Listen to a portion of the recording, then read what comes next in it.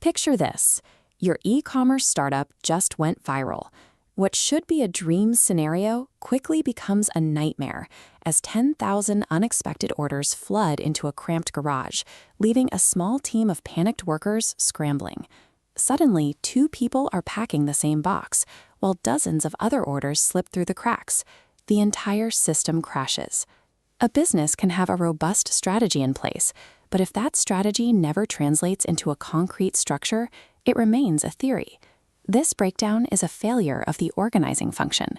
In management terms, organizing is the active deployment of resources.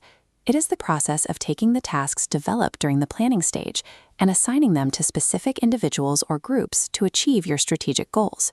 Surviving rapid growth means turning a chaotic group of people into a structured machine. That requires a specific 5-step organizing process. Step 1 is designing the jobs. You take the overall mission of the organization and break it down into smaller, specific component parts, a concept known as job specialization. When workers specialize in a single task, efficiency skyrockets.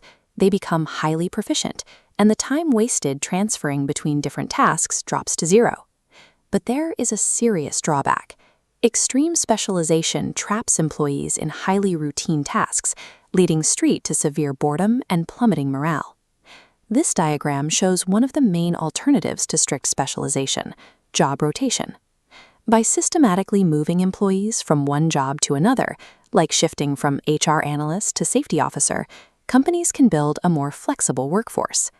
That's entirely different from job enlargement, which simply adds more duties to a worker's plate, or job enrichment, which actually increases the amount of control a worker has over their specific job. Ultimately, designing jobs requires balancing a difficult trade-off, maximizing machine-like efficiency while sustaining human motivation. As the headcount continues to grow, the company hits a new bottleneck. A single founder eventually loses the physical capacity to personally supervise every employee.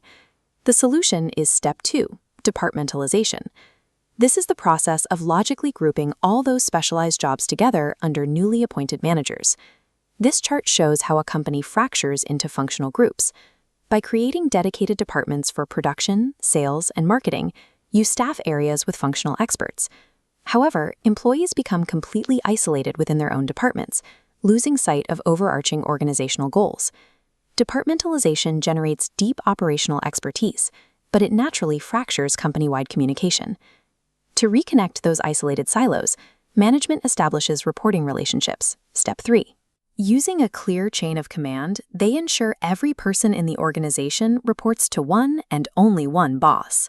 A company must choose between operating as a tall organization with many layers or a flat structure with few. Tall organizations are expensive and slow communication. Flat organizations boost morale, but create massive supervisory burdens for the few existing managers. For overwhelmed managers to survive, they must rely on step 4, distributing authority through delegation.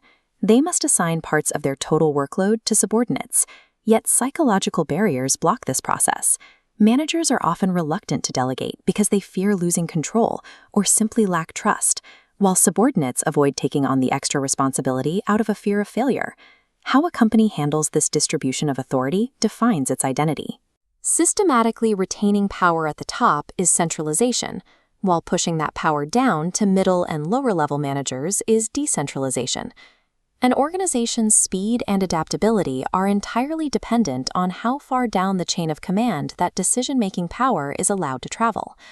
Let's look back at our panicked garage startup.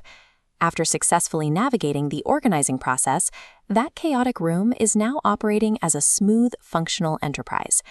The founders ensured the optimum use of their manpower and resources and completely eliminated the duplicated effort that was crashing their system. This chart functions as a living ecosystem of strategic trade-offs, balancing mechanical efficiency, the flow of power, and human morale. The way a business chooses to organize dictates whether it will survive its own success. Take a look at your own workplace.